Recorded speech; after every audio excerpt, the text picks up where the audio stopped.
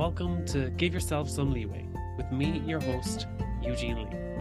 Today I am joined by Executive Coach of Authentic Leadership International, Colleen Slaughter. Colleen shares her personal experience with burnout, the importance of self-awareness and setting boundaries, and what it truly means to be a leader. As always, you can join the conversation over at giveyourselfsomeleeway.com. You can message me on Instagram at eugene.leeway, or you can shoot me an email, eugene@leeway.ie. Thank you, and I really hope that you enjoy today's episode with Colleen Slaughter. Colleen, welcome to Give Yourself Some Leeway, and thank you for taking the time to join the show. Thanks a lot, Eugene. I'm happy to be with you again. Colleen, for people who aren't familiar with Bolder Moves and the work that you do, would you mind sharing a little bit about yourself, your story, and who you serve, and why you do what you do? Yeah, I'm happy to do that. And of course, as your podcast is all about burnout, I'll make sure the story more lends itself to that angle, just so the audience realizes that there might be more to my story, but I'll take that piece in particular. So Bolder Moves is all about inciting individuals, because even though I definitely specialize in leadership development and executive coaching and team development, my whole premise of leaders is that it's about anyone that has the mindset and the gumption to act on that. One of my favorite definitions is from a man named Rafael Echeverria, who says, leaders are people who declare possible what other people do not. I think we've all met leaders in high levels that didn't necessarily act like leaders. And by the same token, we've probably all met people that are not necessarily high up, are hierarchically up, but who definitely display leadership ability. So that's what I'm talking about. And so what we like to do at Bolder Moves is it's Authentic Leadership International with a website called boldermoves.com, which is perhaps a little bit deceiving. But the notion is that to be authentic today, especially in the world we live in, really does take a lot of courage. It can take a lot of inner work, depending on how we've been programmed, to be able to just really stand for what we believe in and what's true for us. And so at boldermoves.com or at Authentic Leadership International, it is about taking those steps a little bit at a time out of our comfort zone, which in itself asks for some courage. Just leaving our comfort zone sometimes can be a big deal. And so we really suggest not taking huge leaps, but little doses at a time, which is going to be completely subjective depending on who we are and what our story is. And getting into that, thanks for the question about my story. I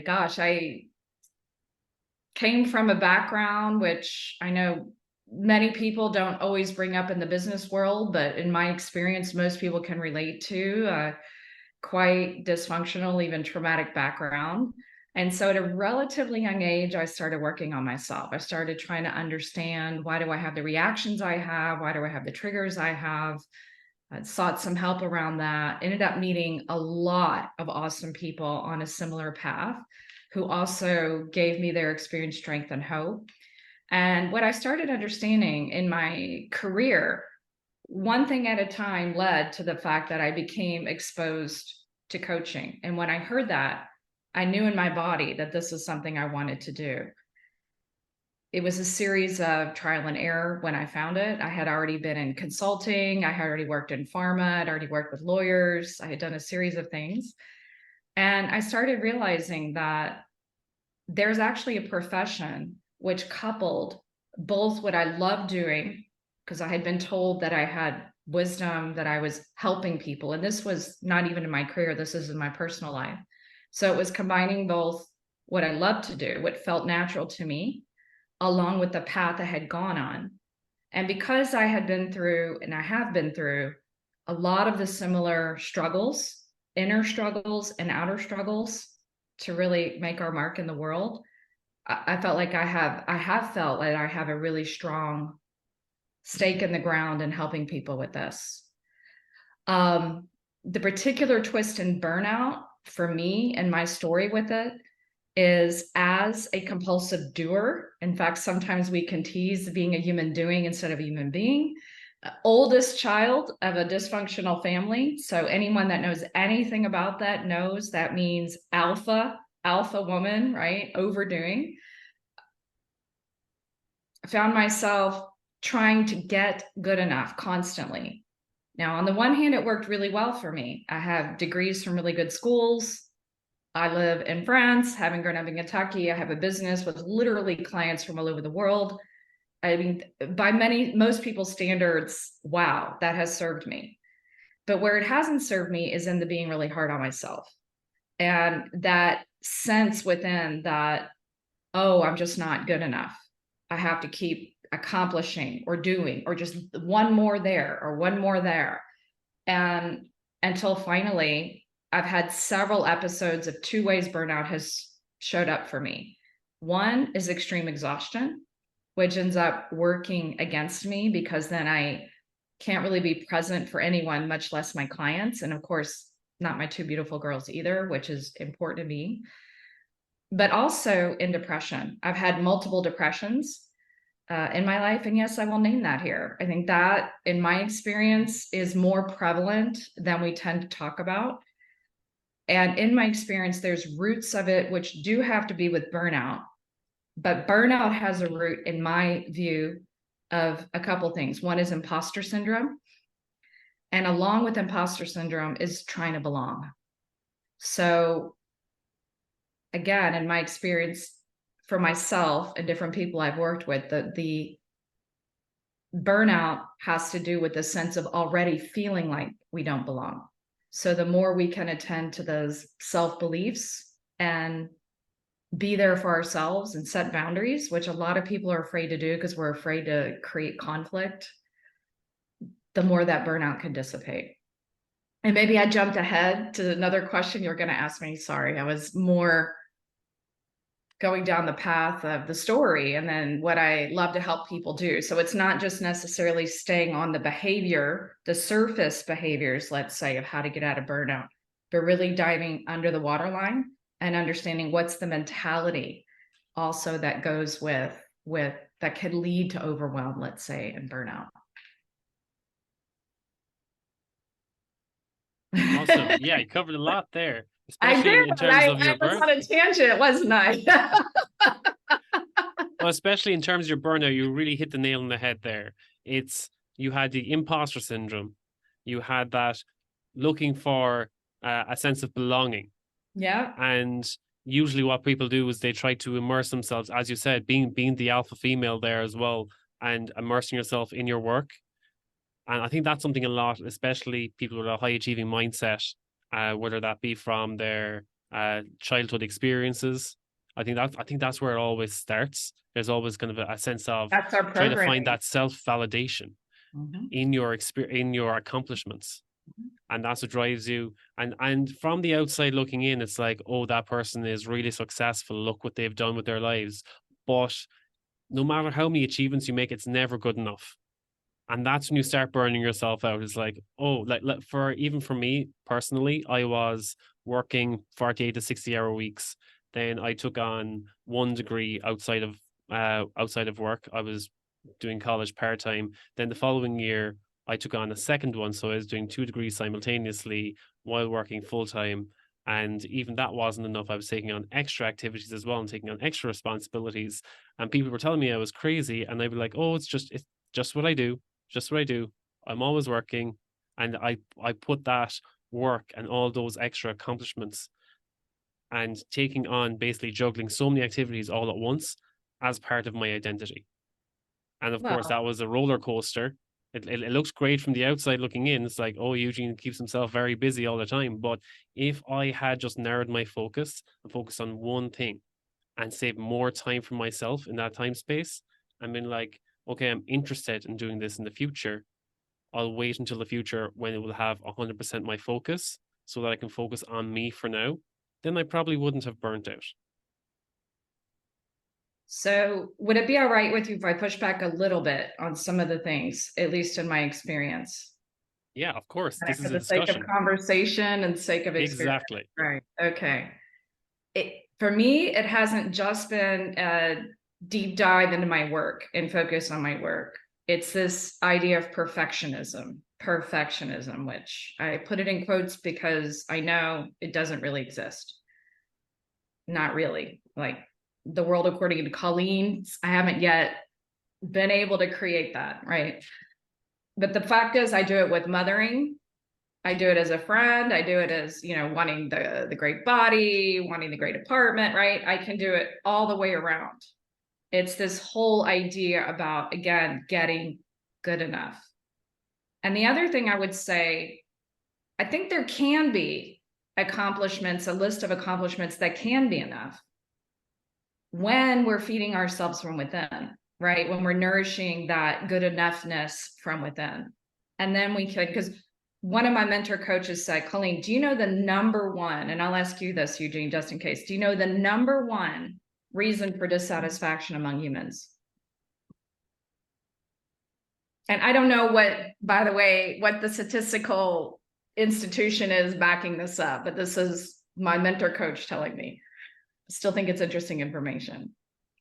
It's not giving ourselves credit. It's not celebrating what we've done, right? So when we can, it doesn't mean it has to cost money. We don't have to go out and have a champagne dinner, right? If we can just do a happy dance or have a scoop of ice cream or whatever it is, right? That might sound really goofy, but something to just say, wow, I did that. And that was hard, and I'm so happy with myself. Just being able to take a few breaths and take that in can go a long way toward nourishing ourselves. Because I would say every single human I work with, including yours truly, the main factor is when we try to the main factor getting us into trouble. It starts a chain reaction from our mindset up into our behaviors and our results, is trying to get our needs met outside us. So when I don't feel lovable, and I want you to validate that I'm lovable, and yes, I use that word in a business context because we're humans and we bring ourselves everywhere we go. And this shows up all the time. I mean, I'm a recovering people pleaser. Did that most of my life up until about 4 years ago when I had a huge turning from that. But the people pleasing is what kept me in a lot of burnout, actually. Because to your point, we can never really get there. We can never get good enough when we're trying to fill up from outside us. But when we learn to give ourselves the validation or the love, the ballgame changes. That's when we feel comfortable setting more boundaries or with ourselves even, right? And so I could keep talking, obviously, but I will also pass the ball to you. So I'm not just totally. Yeah, no, of course. Especially what you covered there about the people pleasing as well. And I think there's definitely aspects of that where sometimes there'll be a project and I knew that I'd take it on. As again, not saying no, learning to say no, and sometimes not saying no because I'd be confident that I'd be able to take on that project. I mean, like, yeah, I could definitely do a great job in that project. Of course, I'll do it, and you're going to love me for the results that I'm going to get you Oh, because for sure. I'm so hot at this project. And at the same time, I'd have to take a step back and be like, am I the right person for this job, or is it because I don't want anyone else being in control? And is me just taking ownership of this project because I am confident in my ability, or is it me trying to be a control freak and be like, I know I could do a great job at this, but I'm not sure if anyone else can do such a great job at this, so I'm going to take full responsibility myself. Yeah, it could be that, or wanting the spotlight for oneself. It And all comes down to self-validation at the end of the day. it does. And I'm not sure if you've heard of the iceberg model. For some people that's there. I don't know if that resonates with you, Eugene, if you've heard that. But under the basically humans being compared to the iceberg model, not because we're cold, hopefully not, but because as with icebergs, where geologists tell us there's 10% sticking out above the waterline, but 90% obviously is the part driving this iceberg around the colder waters. So it is with we humans that there's 10% that everybody sees our behavior, but the other 90% nobody sees is our mindset. But yet that mindset is what's driving us. And a big part of that is values. So as you were speaking, I was thinking, wow, yeah, what about, to your earlier point, when I'm looking to get other people to give me the thumbs up, or I want to be in the spotlight, and look what a great job she's doing, isn't she a team player, and all that stuff, I'm going to be so much less discerning about what I say no to. But when I use my values, for example, to filter, well, is that in alignment with who I am really? Or is it in alignment with my vision, what I'm trying to accomplish? And then it becomes less about me and my worth and more about what's the difference I want to make in this company, or what's the difference I want to make in the world. And that becomes it becomes less hard to say no and let someone else, quote, have the spotlight. So I don't know how that resonates with you, but I definitely find values and purpose and vision and all of that a great way to sift through what's important and what isn't for us. Yeah, definitely. And as you said, it's finding those values, find that purpose, setting boundaries as well, both for yourself and for others. Where do you find trying to strike that balance? What do you think needs to be put in place to strike that balance? Well, the first thing is self-awareness above all. And that sounds like a no-brainer, perhaps. It's one of those things that might be simple but not easy, because self-awareness can be simple or easy when we like what we see. But when we start getting to the stuff that feels less comfortable, it's obviously not so easy. So the first thing is self-awareness and understanding what makes me tick. The things that trigger me, like Carl Jung says, what triggers us is actually a gift to us because it allows us to see where we have friction, right? Where we have blocks inside us. And the key to freedom is working through those blocks. And that's part of self-awareness. Now, how does that answer your question?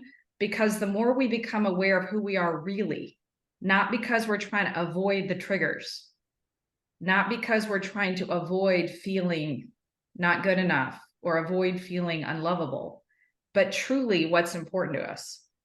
So it can be, again, depending on how we were raised, the messages we received, also our personality and our different national cultures, not only family culture, but national culture. Depending on all of that, it can be more arduous for some than others. In my case, it was a pretty long journey. Some people, though, I've worked with people whose parent is a psychologist. They've been raised with this mentality, so it's a piece of cake for them.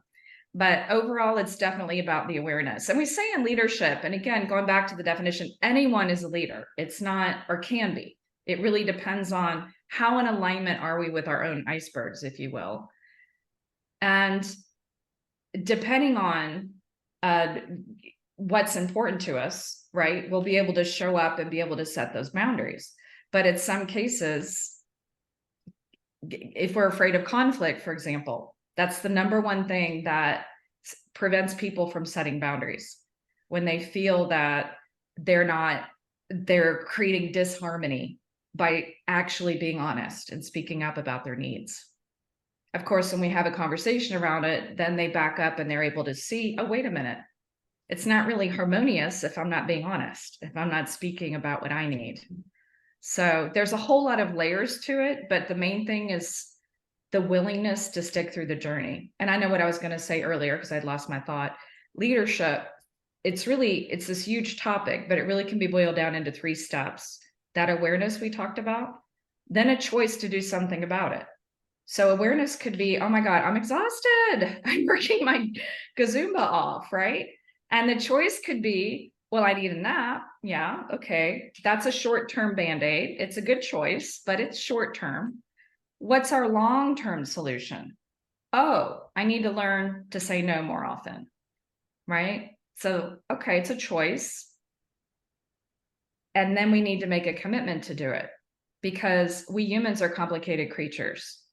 And I do know about a lot of other humans I work with. I don't know about everyone, but I know about myself and those I work with.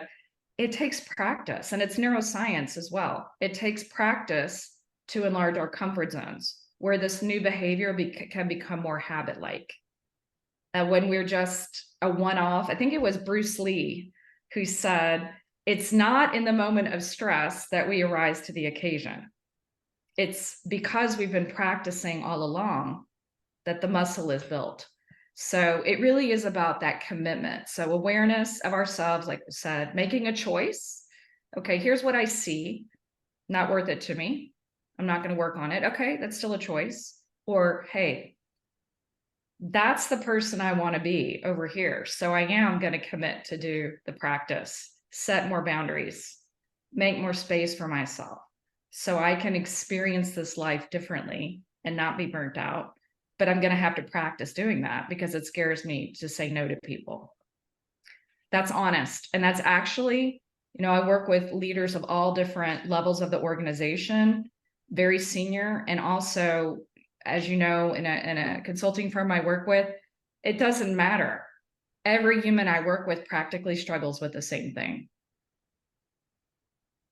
Yeah, that actually aligns very well with my foundation is self-awareness first, then Yep. self-compassion, and then Ooh. self-care. Oh, I love it. Because without having the three of them, you won't have consistency. I love Whether it's that setting of boundaries, whether that's learning a new habit, whether that's even something as simple as uh, putting a system in place it. Yeah. for growth or for recovery. If you want to recover from burnout, if you want to prevent relapse and set that boundary, you have to be aware first. Be aware of yourself.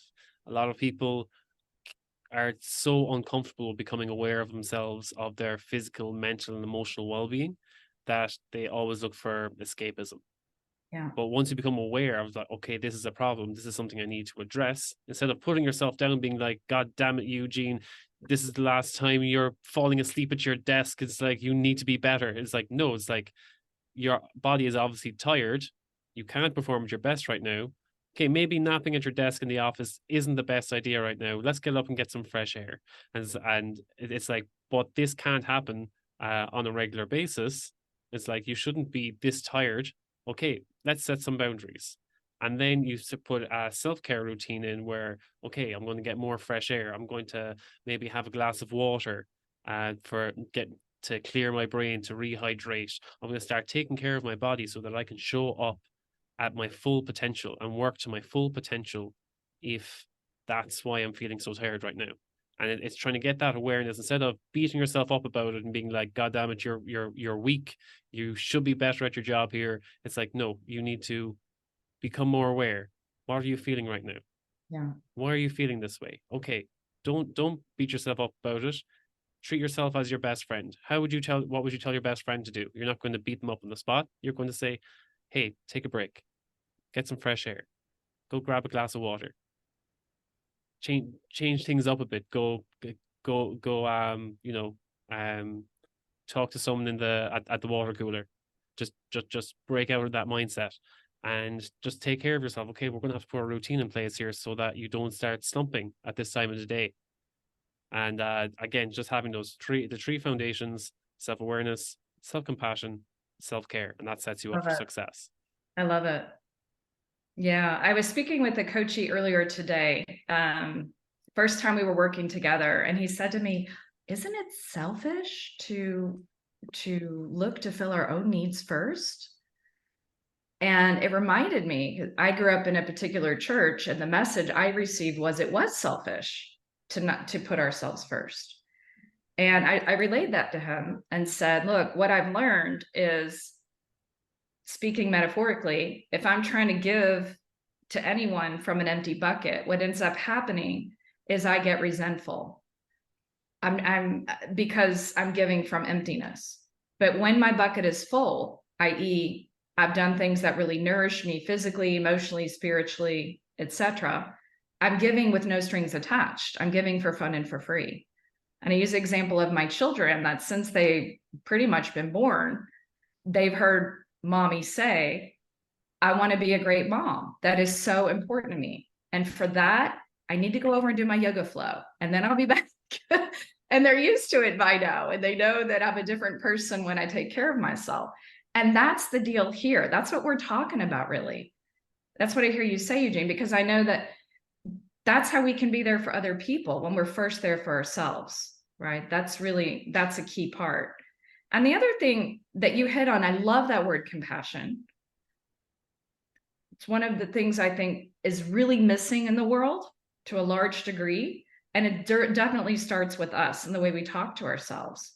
And sometimes what I find really helpful is say, it's normal that that's what you're doing, Colleen. That's what you learned, how to get your validation early on. It worked then. It just doesn't work anymore. Like just really understanding how I got here. It's not because I'm a bad person. It's not because I'm selfish. It's not because I'm always like, hey, everybody, look at me. It's because my needs weren't met. And this, for a time, worked for me, right? Maybe not in the healthiest way, but it worked for a time. And now it doesn't anymore.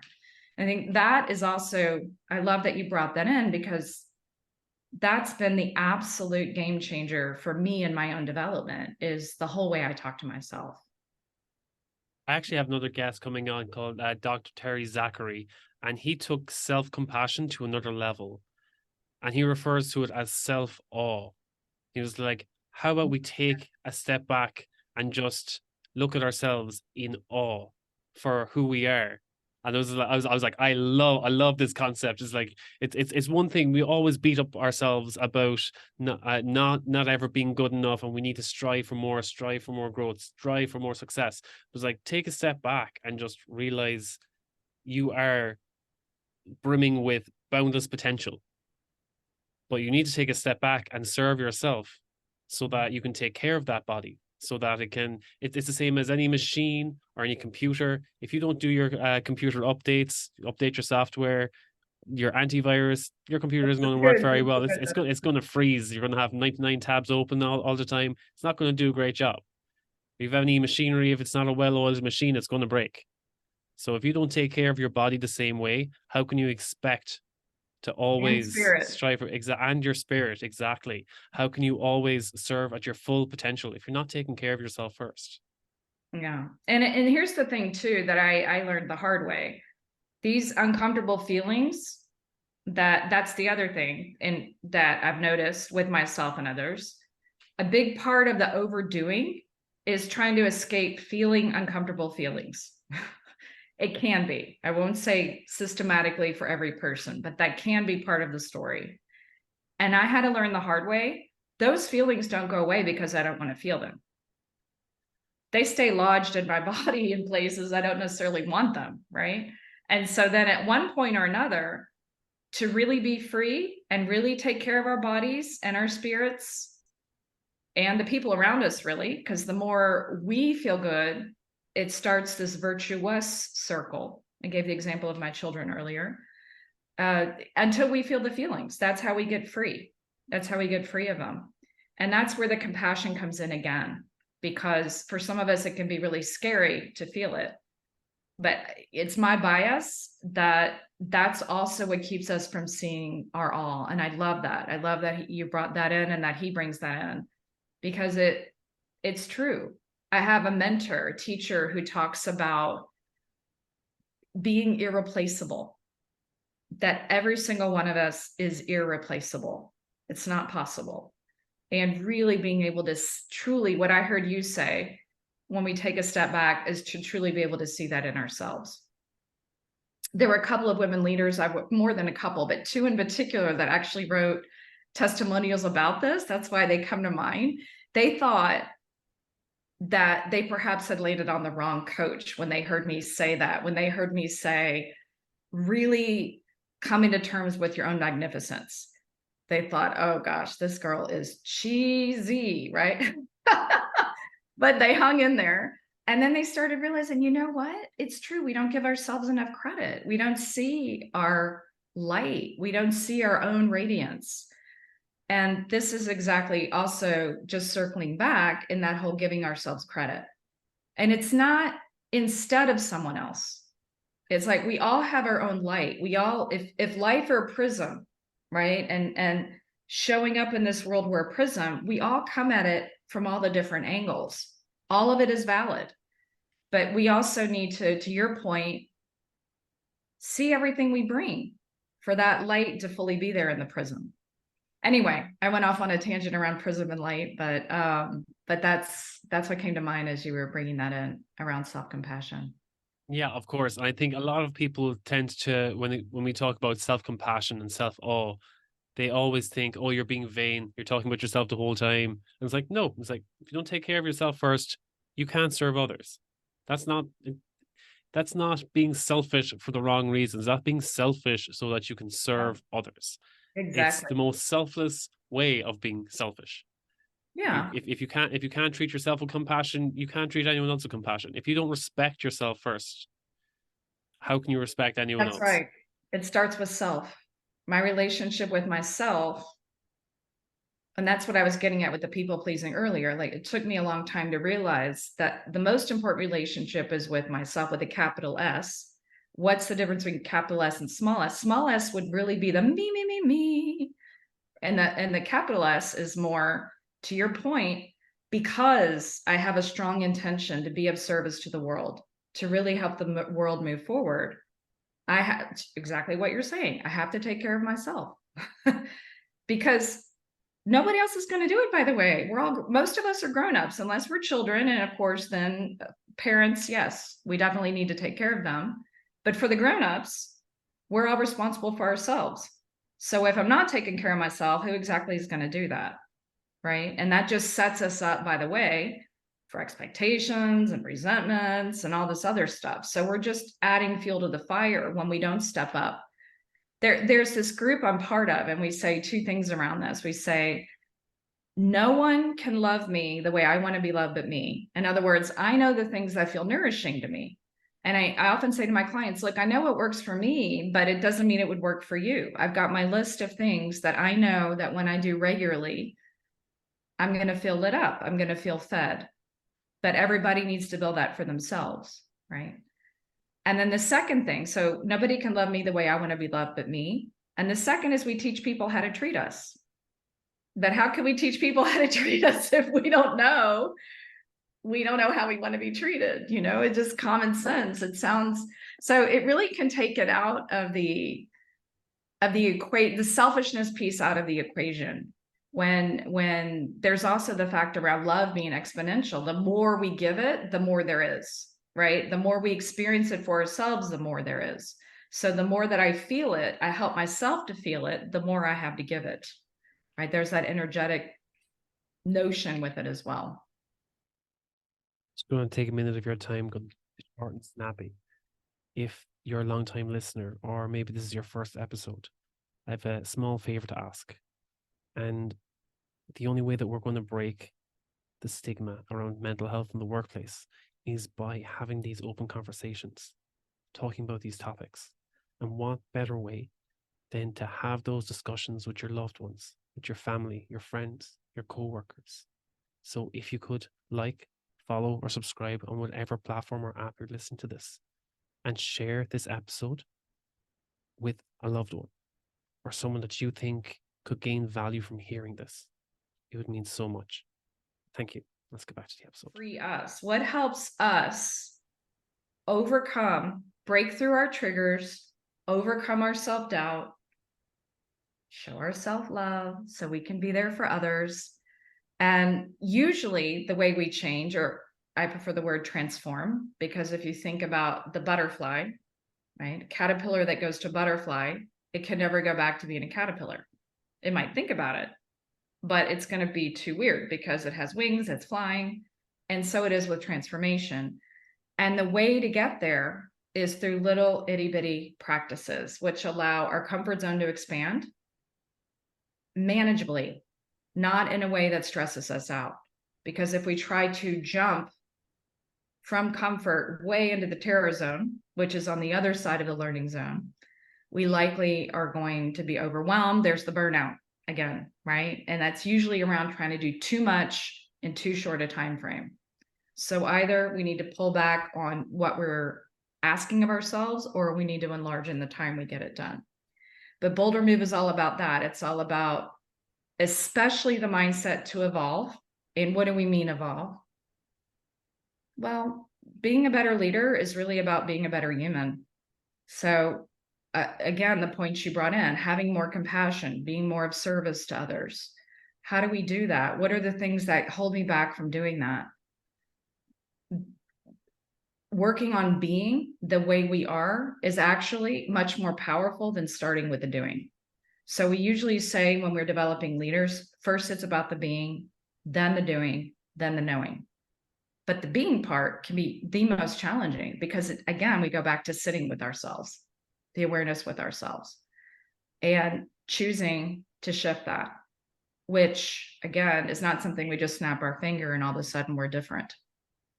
Even when we have the courage in the moment to set a boundary, which is awesome, but it doesn't mean it's the panacea for everything in our lives, right? And the way we treat ourselves. That usually takes a lot of practice to shift. So voila, there's a lot more we can say about Boulder Moves, but obviously all of your listeners can also get the Boulder Move of the week, which we will tell them how to do that. But the main thing is staying the course, even when it gets boring or difficult. Brilliant.